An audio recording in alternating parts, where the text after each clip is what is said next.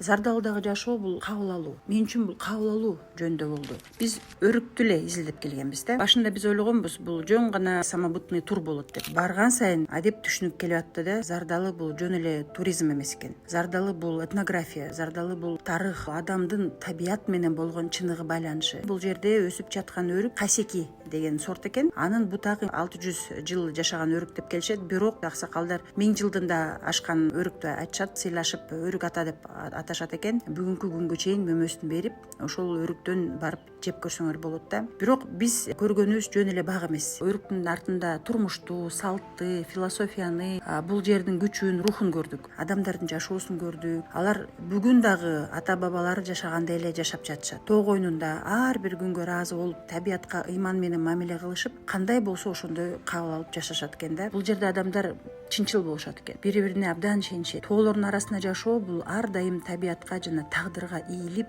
ынтымак менен жашоо дегенди билдирет. Ошондуктан бул сапар жөн гана туристтик сапар болгон жок. Бул чыныгы этнографиялык экспедицияга айланды.